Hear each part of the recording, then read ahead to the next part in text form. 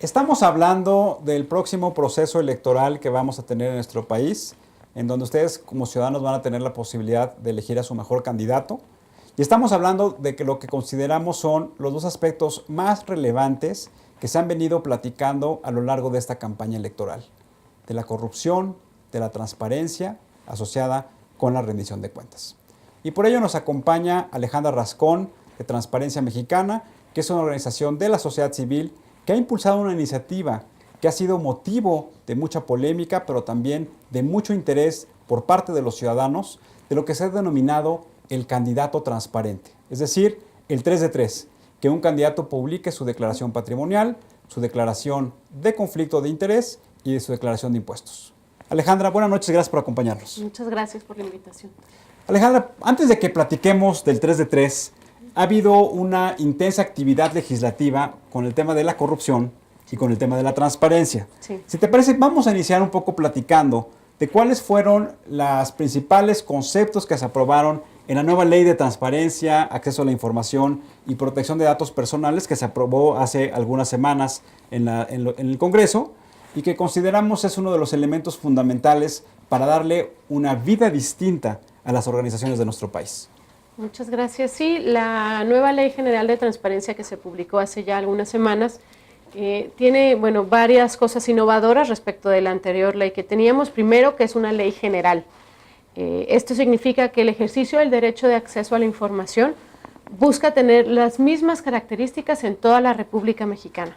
Se decía antes que había ciudadanos que tenían como de primera y de segunda, ¿no?, en el ejercicio de este derecho, porque había mucha variación entre las leyes de diferentes entidades federativas.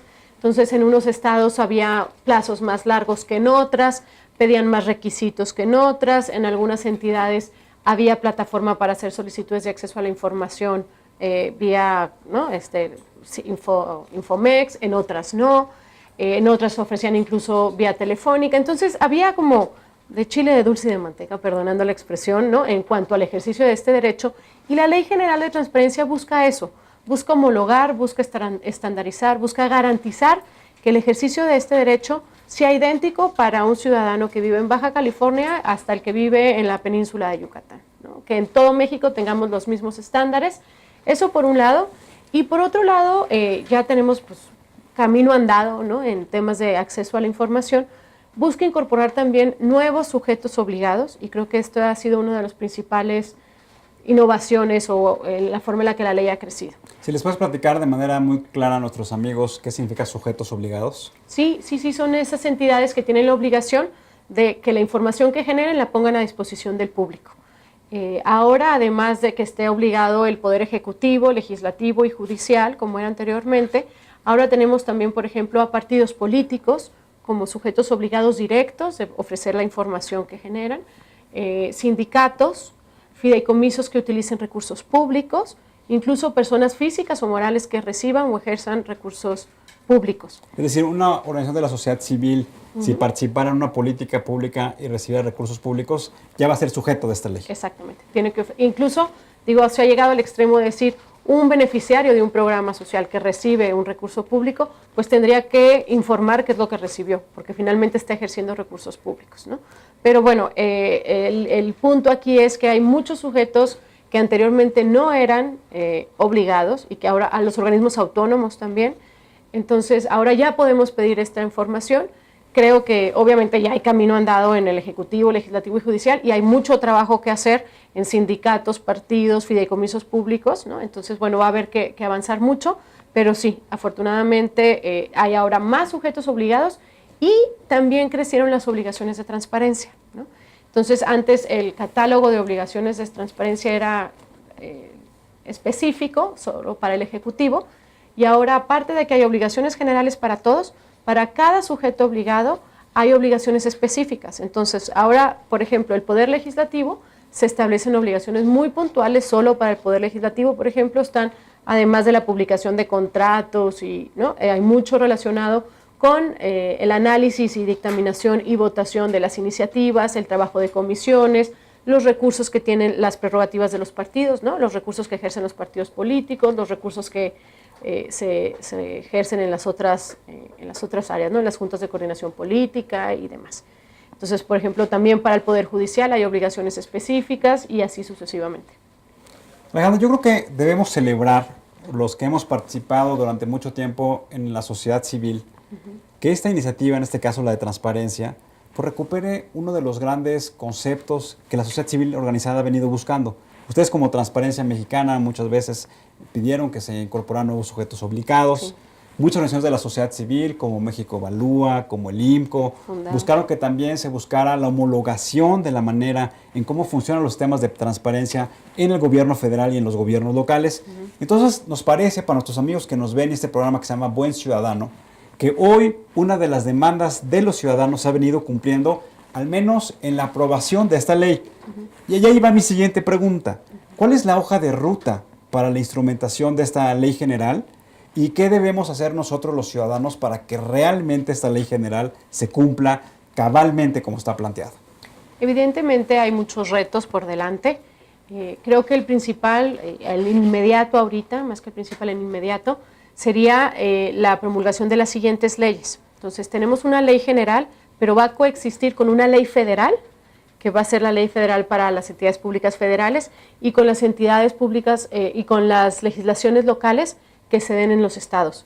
Entonces vamos a tener 32, más la federal 33, más la general 34 leyes. Sin embargo, la general ayuda a armonizar todo el marco, ¿no?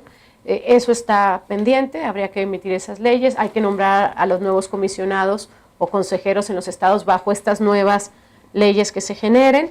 Se está también trabajando en una plataforma del Sistema Nacional de la instalación del Sistema Nacional de Transparencia, que es este órgano en el que van a funcionar coordinadamente no solamente el Instituto Nacional de Acceso a la Información, sino otros entes como Archivo General de la Nación, INEGI, Auditoría Superior de la Federación. Entonces van a empezar a coordinar este Sistema Nacional Anticorrupción y van a generar, y esto para los ciudadanos es muy útil, una plataforma del Sistema de Acceso a la Información. Esta plataforma va a ser aplicable en todo el país. Entonces tú en una misma página web vas a poder ver las obligaciones de transparencia por un lado, pero también vas a poder presentar solicitudes de acceso a la información, también va a tener una parte para la interposición de recursos, de revisión, y entonces, bueno, lo que busca es ser como una ventanilla única para que el ciudadano pueda acceder a la información. La idea es que sea más la información pública disponible, que haya también información que las dependencias públicas decidan subir proactivamente, y que si aún así en las muchas fracciones de obligaciones de transparencia no está, si en los compromisos proactivos no están, entonces el ciudadano tenga también la opción de entonces presentar una solicitud de acceso a la información. Pues aquí hay una gran tarea de carácter legislativo. Yo creo que es importante que los ciudadanos tengan muy claro que todavía tenemos que exigir los alcances, los contenidos que debe tener, como bien tú lo apuntabas, Alejandra, la Ley General de Transparencia, la ley federal, la designación de los comisionados en los órganos de los gobiernos locales en materia de transparencia, que deben cumplir con los principios de legalidad, de certeza, de certidumbre, que deben tener su declaración patrimonial, su declaración de conflicto de interés, su declaración de impuestos, es decir, que tengan estos elementos que nosotros como ciudadanos debemos de exigir que deban de tener. Sí, creo que en la base de todo esto está la desconfianza que se ha generado por muchos motivos, por muchos escándalos y por un distanciamiento inevitable entre el ciudadano y los funcionarios públicos. Y creemos que ejercicios como el 3 de 3 buscan ir directamente a ese punto, al de la reconstrucción de la confianza entre el mandante y el mandatario, ¿no? Entre el ciudadano y el funcionario público. También, amigos, tenemos que celebrar que hace unos días se promulgó el Sistema Nacional Anticorrupción. Sí. Otra demanda articulada, empujada, impulsada, orquestada, proyectada por organizaciones de la sociedad civil, que recoge esta iniciativa aprobada en el Congreso, gran parte de las propuestas de las ONGs. Y eso me parece, insisto, quiero insistirlo y quiero enfatizarlo, eso es muy importante, hoy realmente la sociedad civil organizada, los tanques pensantes, están llevando a cabo propuestas que sí se están convirtiendo no solamente en iniciativas de ley, sino que también se están convirtiendo en los principales contenidos de las leyes. Alejandra, platícanos de las principales características del Sistema Nacional Anticorrupción. Muchas gracias. Creo que lo principal que hay que señalar sobre el nuevo Sistema Nacional Anticorrupción es el cambio de paradigma, o sea, el cambio de enfoque que estamos dando como país a la forma en la que tratamos el hecho de la corrupción. Transparencia Mexicana tiene ya más de 15 años de haber empezado a trabajar, y cuando estaba Fox, antes de tomar la presidencia, estábamos platicando y presentando propuestas de cómo mejorar. Sin embargo, en el 2001 se empezó con un enfoque más de acceso a la información y se dejaron a lo mejor sin desarrollar algunas otras líneas de trabajo. El enfoque en ese momento era el de fortalecer a la Secretaría de la Contraloría, que después se transformó en Secretaría de la Función Pública, pensando que teniendo una institución fuerte, sólida y con todo el apoyo desde el presidente, se iba a dar un ataque frontal al tema. Lo que nos damos cuenta, todo este tiempo después, 15 años después y viendo otras experiencias, es que no es posible para una única institución combatir el tamaño del problema. La verdad es que el fenómeno de la corrupción tiene diferentes facetas, diferentes niveles. Hay corrupción a grande escala, hay la pequeña corrupción federal, estatal y municipal. Entonces, más que crear una comisión anticorrupción, como en algún momento también se estuvo discutiendo hace poco, lo que hemos impulsado las organizaciones de la sociedad civil, la academia, que encontró eco en las fuerzas políticas, y debo señalarlo, aderezado con una serie de escándalos que han puesto en el centro de la mesa y de la discusión la urgencia de atender este tema en nuestro país, y el costo económico y en cuestiones de violencia y muchos otros reflejos en los que la corrupción al final tiene estos efectos secundarios. Es decir, no necesitamos una única agencia, porque una única agencia no podría con el tamaño del problema. Lo que necesitamos es coordinar a los muchos actores que ya están, fortalecerlos y que se coordinen entre sí y se comuniquen. Entonces, el Sistema Nacional Anticorrupción, ya aprobado y publicado el decreto de creación del sistema, fueron 14 reformas a 14 artículos de la Constitución Política. Busca armonizar el trabajo coordinado de la Fiscalía Anticorrupción, que está en la Procuraduría General de la República y que se va a transformar también, de la Auditoría Superior de la Federación. Participan también el Instituto Nacional de Acceso a la Información. Se crea un nuevo tribunal de Justicia Administrativa. Y la Secretaría de la Función Pública, por supuesto, que se fortalece, porque habíamos venido de un limbo, ¿no?, en el que no sabíamos si estaba o no estaba, y había un transitorio. Entonces, la idea es cómo todas estas instituciones, desde sus diferentes trincheras, se comunican entre sí y abordan la corrupción. Unas ven la parte penal, el otro día me preguntaban en una entrevista, ¿pero tantas? ¿No es más complicado? No, porque cada una tiene un rol distinto, ¿no? La Secretaría de la Función Pública se enfoca principalmente en la prevención, ¿no?, en toda la parte también de ver sanciones de responsabilidades administrativas menores, faltas menores. La Fiscalía Anticorrupción ve la parte penal, el Tribunal de Cuentas ve la parte punitiva, ¿no?, el Tribunal de Justicia Administrativa. Está, por ejemplo, también el Instituto Nacional de Acceso a la Información, que ve toda la parte del ejercicio del derecho a la información. Y la Auditoría Superior de la Federación, que creo que es la que sale el gran cambio. Sí, el gran cambio, refortalecida, y que puede, además ahora, auditar no solamente la parte federal, sino el gasto federal, pero ejercido en los estados y municipios. Ahorita comentábamos todo el enfoque que hay en muchas de las campañas por transparentar el ejercicio del gasto en las entidades federativas. Creo que el Sistema Nacional Anticorrupción permite eso, permite que se coordinen diferentes entidades, diferentes instituciones, y permite ir a lo federal, estatal y municipal. Creo que aquí lo que es muy importante, como bien lo platicabas, es el cambio que tiene la Auditoría Superior de la Federación, que se eleva a rango constitucional, que tiene la capacidad de hacer auditorías en línea, ya no a toro pasado, como se dice de manera muy coloquial, y que eso lo que va a significar entonces que hoy la Cámara de Diputados, y por eso es bien importante que nuestros amigos que nos ven, que vean a los diputados como los principales observadores y vigilantes del ejercicio del gasto público, pues la Auditoría Superior de la Federación, que participa en la Cámara de Diputados, la que les presenta la revisión de la cuenta pública, pues va a tener, como bien tú lo apuntabas, la revisión de cualquier destino del recurso público, ya sea participación federal en los gobiernos locales, en un fideicomiso, y eso nos parece que es un cambio de paradigma. Sí, es un cambio impresionante, y también la parte de que el que investiga no es el mismo que sanciona. Es correcto. ¿No? Y eso también busca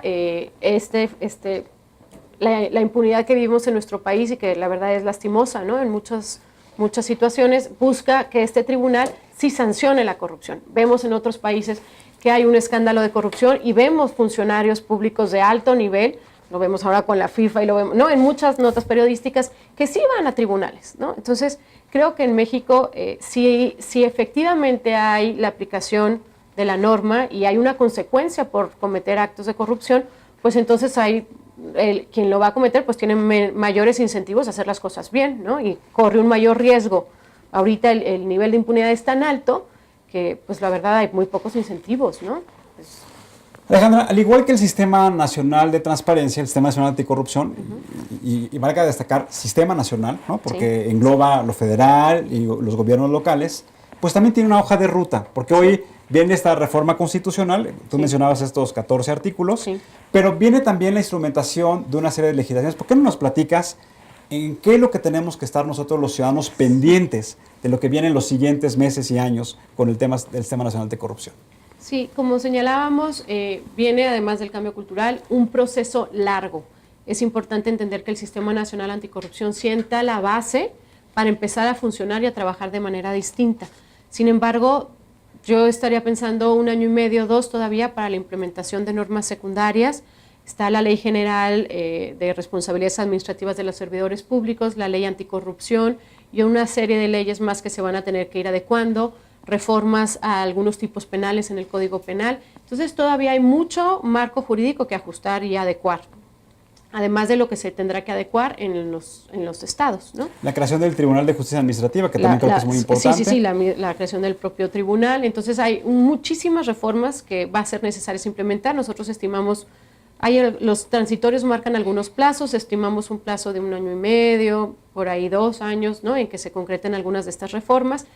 Y en empezar a operar y a dar resultados esto, yo estoy pensando, nosotros creemos que sería como 7 años, es más o menos una generación, ¿no? La que va a poner los cimientos, siempre es lo que más tarda, ¿no? Cuando uno construye una casa, los cimientos es como lo más importante, lo más duro, y creo que estos primeros 6, 7 años vamos a estar trabajando en eso. Tenemos que ver que se apliquen las reformas, que se creen las nuevas normas necesarias para su aplicación y que se empiecen a ejecutar. Mencionabas ahorita el caso, por ejemplo, de la reforma educativa. Tenemos también el caso de la reforma penal. Creo que ese es un gran foco rojo que vivimos en México. Tenemos reformas muy buenas, pero de ahí a la implementación todavía hay un largo trecho que recorrer. Desde la sociedad civil estaremos muy atentos, muy observantes y muy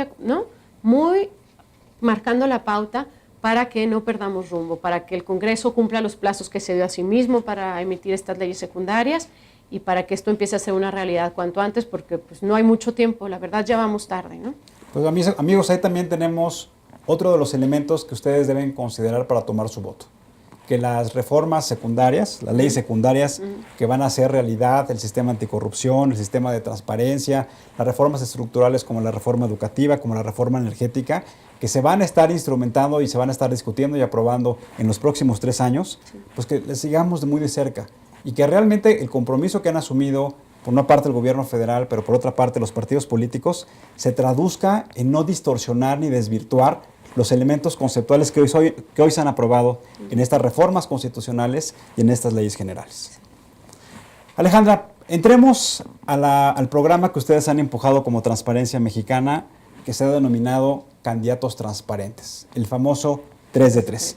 Vamos a presentar una gráfica, le pedimos a la gente de producción que nos haga favor de poner una pantalla, en donde un poco lo que se ve ahí, cuáles son los resultados que se han obtenido. Y si quieres, mientras ponen la gráfica, nos puedes ir platicando de este producto. Muchas gracias. Como te platicaba, nosotros desde la sociedad civil veíamos un desencanto, muchísima desconfianza, una distancia enorme entre el ciudadano y los funcionarios públicos y los candidatos. Entonces, junto con el IMCO, el Instituto Mexicano para la Competitividad, lanzamos primero una base que se llamaba Legislador Transparente y ahora Candidato Transparente. Lo que buscamos con esto es que los candidatos, más allá del discurso, que la verdad es que en México somos buenos para el discurso, demuestren mediante acciones concretas cuál es su compromiso con temas como la transparencia y la rendición de cuentas. Perdón que te interrumpa, ahí como estamos viendo en la gráfica en la pantalla, que es un dato que lo tomamos de la página de Transparencia Mexicana, pues casi la mitad prefieren que el candidato sea transparente a cuáles son las propuestas y cuáles son los valores que representan los candidatos. Sí, lo que se les preguntaba en esta pregunta era si su primer candidato no presentó su 3 de 3, ¿estaría usted dispuesto a votar por su segunda preferencia si sí hizo públicas sus 3 de 3? Y el 49% de los encuestados señalaban que sí, que estarían de acuerdo ¿no? estarían tomando esta decisión a favor de su segunda preferencia en caso de que sí hubiera hecho públicas sus 3 declaraciones. Alejandra, también vemos en la pantalla cuál es el mecanismo que ustedes les han venido solicitando y que la sociedad civil ha venido acompañando en este proceso para que los candidatos de una manera muy sencilla, con 3 clics en una computadora, yo creo que no tardan más de 5 minutos, puedan hacer públicas esas 3 declaraciones. No sé si quieras platicarles y compartir con nuestros amigos cómo es este proceso. Sí, buscamos que el proceso fuera sencillo. La idea es que cualquier ciudadano pueda ingresar a la página www.candidatotransparente.mx. Hay ahora un buscador que se llama Busca tu candidato. Al picarle ahí pones los datos de tu entidad federativa y tu zona, tu distrito. Sección electoral, ¿no? Tu sección electoral. Ese dato viene ahí en tu credencial de elector. Y entonces al picarle ahí y filtrarlo con esos datos te van a aparecer los candidatos tal y cual aparecen en tu boleta el día de las elecciones. Entonces vas a ver la foto, el nombre de todos los candidatos, en los estados donde hay elecciones a gobernatura, los de jefe delegacional o alcaldes, diputados federales por mayoría y pluris, y en algunos casos diputados locales. Entonces buscamos desplegar todos los candidatos que van a estar, y los que aparecen en verde son aquellos que ya presentaron su declaración patrimonial, y los que aparecen en rojo con unos circulitos en rojo no han hecho públicas sus declaraciones. Ahí mismo con un solo clic le puedes pedir a ese candidato, el texto se pone automático en la cuenta de Twitter, invitando al candidato a que haga públicas sus 3 declaraciones. Habíamos hablado en otro programa de en qué consisten estas 3 declaraciones, me gustaría explicarlas. Sí, claro, por supuesto. Es la declaración patrimonial, la declaración de intereses y la declaración de impuestos. Y me explico por qué creemos que son importantes estas 3 declaraciones para recuperar la confianza del ciudadano. La declaración patrimonial, al hacerla pública, previene o permite dar seguimiento al patrimonio de un funcionario público en caso de que éste fuera electo, y evitar situaciones de enriquecimiento inexplicable. Entonces tú sabes con qué entró, cuánto tiempo estuvo en el cargo, qué ingresos tenía y con qué salió. La segunda es la declaración de intereses, y en esa tenemos un poquito de menos experiencia en México, y el Sistema Nacional Anticorrupción recientemente aprobado incorpora ya la declaración de intereses dentro de las obligaciones que tendrán los servidores públicos en el país. La declaración de intereses no es nueva en el mundo, hay muchos países que llevan camino mucho más avanzado en esto, y también hay que decirse que todo el mundo tenemos intereses y que no es malo tener intereses. Lo que está mal es tomar decisiones públicas para privilegiar tus intereses particulares. Entonces, lo que busca una declaración de intereses es que el funcionario público señale en dónde tiene empresas, consejos de administración, en dónde se sienta, y diferentes temas que pueden sesgar en algún momento alguna decisión pública. Entonces, con esta declaración de intereses, el funcionario se excusa para cuando está tomando la decisión pública, dice, yo no puedo conocer de este asunto porque tengo un interés personal que me afecta, el poder votar objetivamente, y se excluye, ¿no?, de esa decisión. Eso es lo que buscamos con las declaraciones de intereses. Repito, todos tenemos intereses, no está mal tener intereses, lo que está mal es tomar decisiones públicas para beneficiar intereses particulares. Y la tercera, que pareciera la más sencilla, pero no es así, es la declaración de impuestos. Todos pagamos impuestos, todos deberíamos de pagar impuestos, porque de esta manera contribuimos al gasto público, gasto en calles, alumbrado, escuelas, servicios públicos, etcétera. Entonces nosotros creemos que cualquier persona que quiera postularse para un puesto de elección popular tiene que al menos contribuir al gasto público, ¿no? Nos hemos encontrado, nos han comentado situaciones de candidatos que no pueden hacer públicas sus declaraciones porque no están al corriente en el pago de sus impuestos. Imagínate. Entonces, Sí, nuestra postura creo es que esto tendría que ser un requisito sine qua non, un requisito indispensable para ser un candidato a cualquier puesto de elección popular, ¿no? Estar al corriente en el pago de tus impuestos. Y respecto a las otras dos declaraciones, la patrimonial y la de impuestos, aunque el Sistema Nacional Anticorrupción ya lo establece como una obligación, la batalla que sigue es que estas sean públicas, porque actualmente sigue siendo una opción para el servidor público si hace o no pública esta información, y pues para los ciudadanos creo que ya no es una opción confiar, ¿no? Creo que necesitamos tener esta información pública al alcance de todos para fortalecer este vínculo.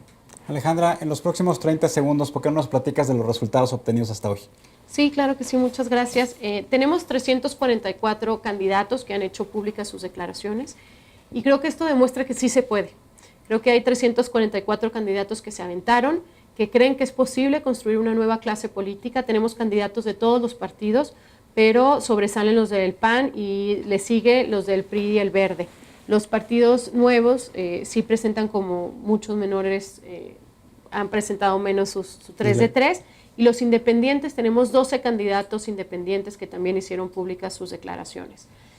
Creo que resalta el hecho de que ahora, dentro de los 66 puestos a gobernatura que se están viviendo en 9 entidades del país, tenemos una tercera parte de los candidatos han hecho públicas sus declaraciones, y creo que esto pues es un gran activo para todos los que viven en estas 9 entidades que tienen esta opción, ¿no? de que al menos uno de sus candidatos hizo públicas sus declaraciones y sienta un precedente. Nosotros quisiéramos que en un futuro estas declaraciones sean obligatorias y que fueran institucionales, ¿no? Que fuera una obligación y que hubiera una institución que dé seguimiento a estas 3 declaraciones, porque como hemos comentado fuera del aire, pues a lo mejor hay quienes no suben de manera precisa su información, y darle seguimiento a esto pues sería también muy importante.